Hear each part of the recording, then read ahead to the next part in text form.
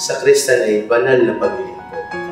Bakit banal na paglilingkod? Dahil ang pinaglilingkuran natin ay ang Panginoon sa Kristo, hindi kung sino man. Daron tayo na may kababaang loob, inibigay ang ating sarili, kung ano man yung kakayahan natin. Sa Kristan ay pagkakaroon ng passion sa kung ano man ang ginagawa mo. Hindi lamang ito tungkol sa paglilingkod sa altar, kundi pagkakaroon ng paghuhubog sa sarili mo at pagandang karanasan. Yung altar server isang minor order talaga sa simbahan kasi merong mga major orders. Ito yung bishop, priest, at saka yung deacon. Dito nagkakaroon ng buhay. Dito nagkakaroon ng tamang pasya.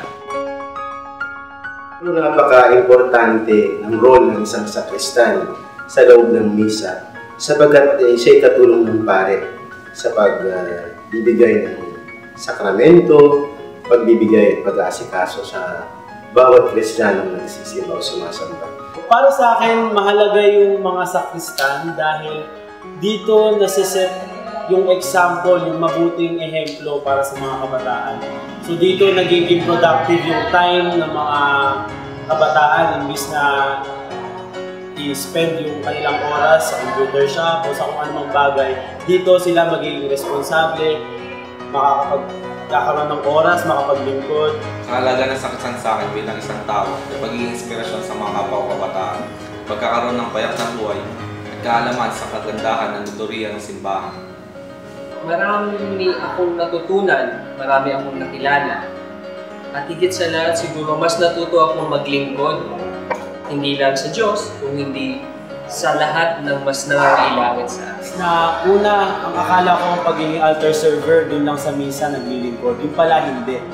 Meron din kaming mga outings na ang nangyayari, nagkakaroon kami ng bonding sa mga kapwa namin mga sakristan.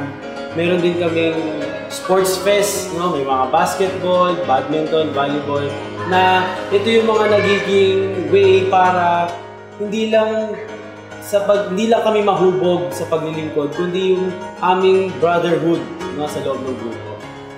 Para sa akin, isang malaking biyaya at karangalan na ang miyembro ng pamilya ay naglilingkod sa ating Panginoon.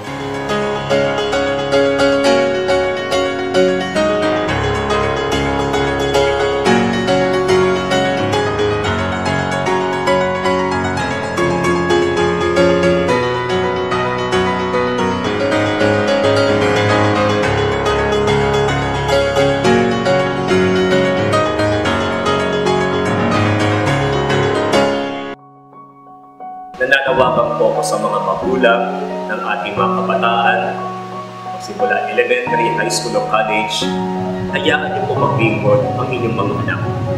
Samantalahin natin kung bungang isipan nila, itong mga makabagong isip nila na mapalapit sa simbahan, mapalapit sa Diyos upang maglingkod ng masaya.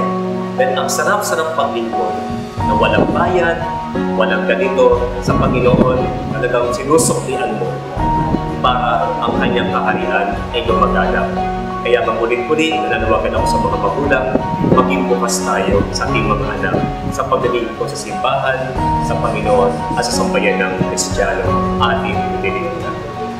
Maraming salamat.